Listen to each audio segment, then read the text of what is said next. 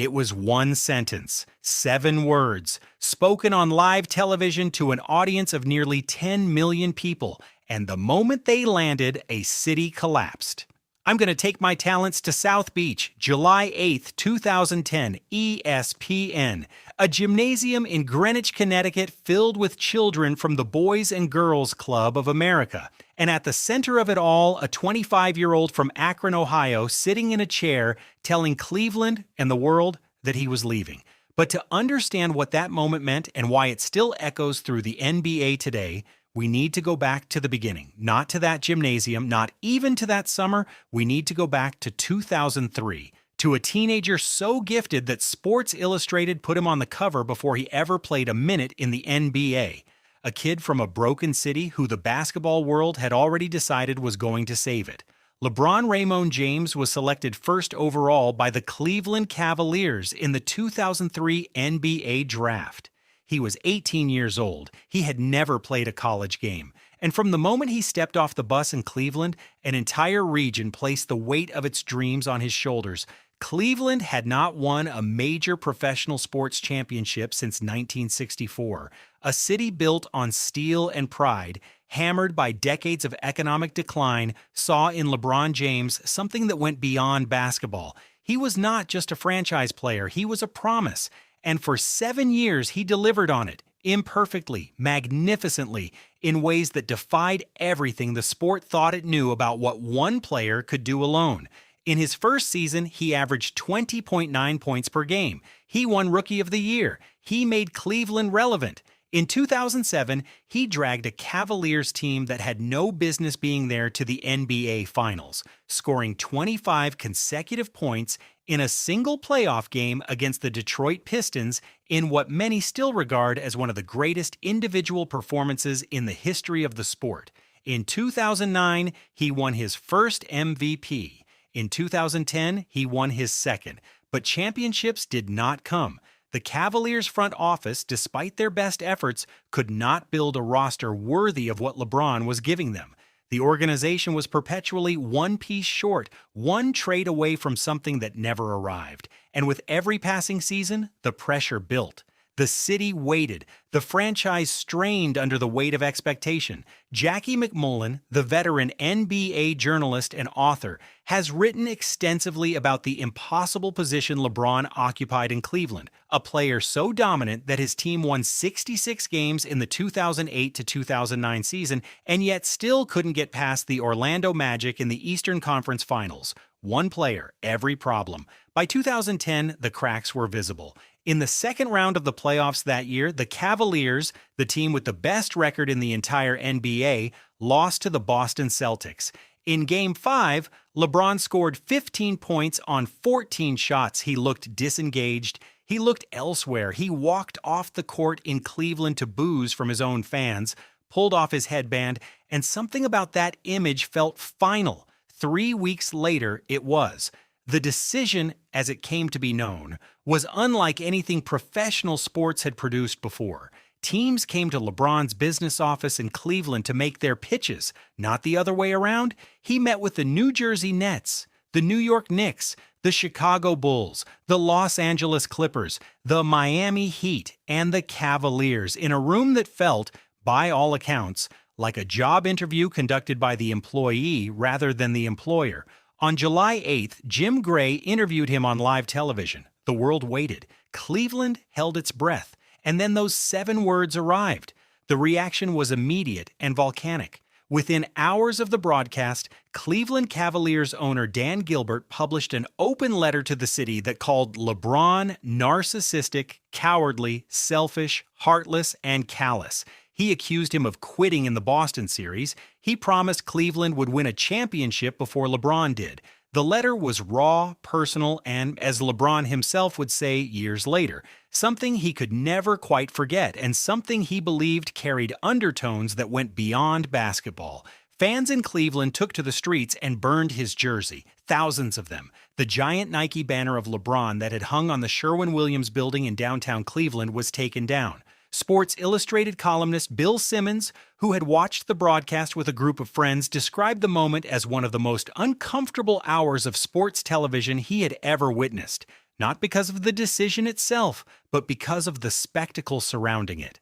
The way it was handled, Simmons wrote, felt like LeBron had chosen the worst possible version of a necessary thing.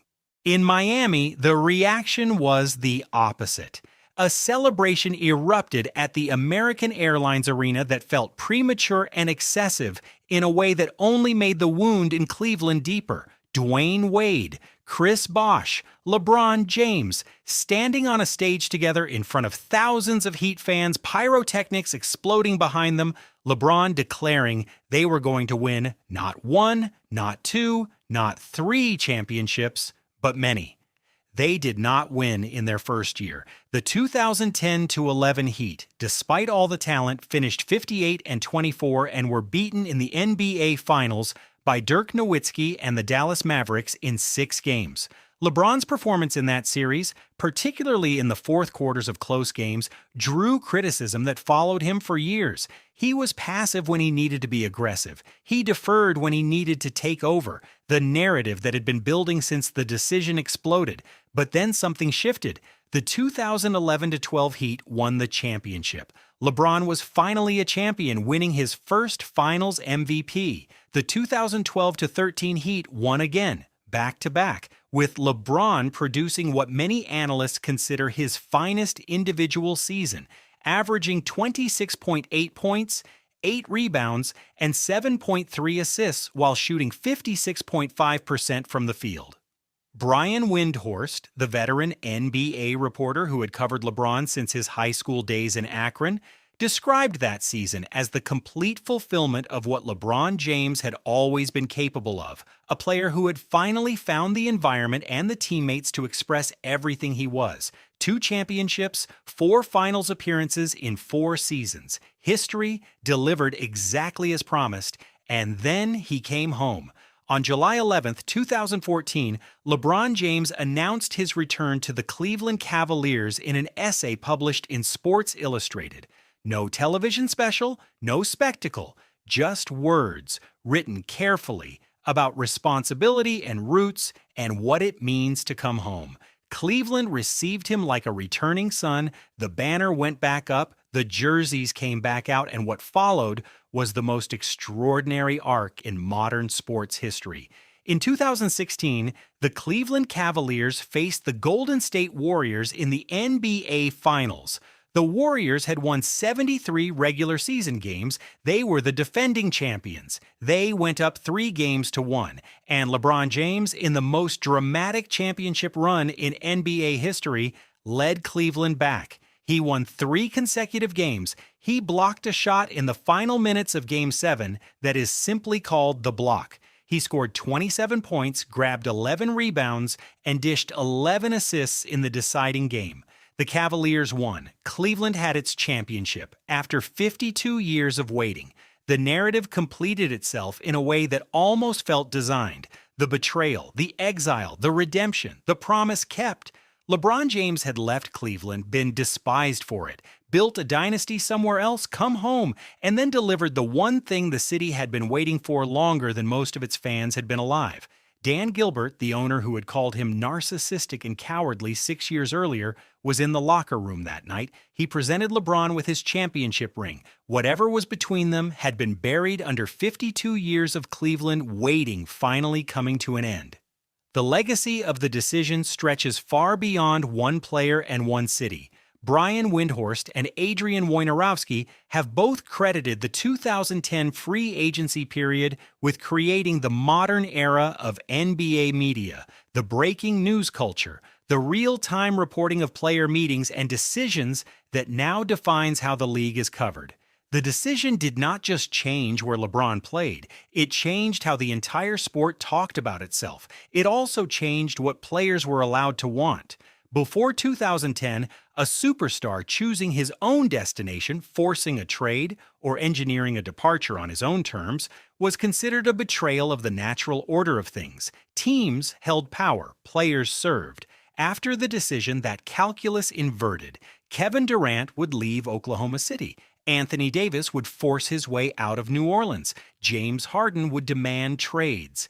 The player empowerment era, the defining dynamic of the modern NBA, traces its origin directly to a gymnasium in Connecticut, a live television broadcast, and 7 words that broke a city before they built a dynasty. LeBron James won 4 championships. He became the NBA's all-time leading scorer. He played in 10 NBA finals. He is, by every measure, one of the greatest players the sport has ever seen. But the number that defines him is not a statistic.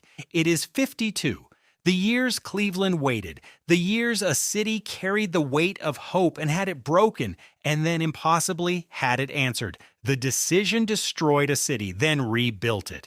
And the sport has never been the same since.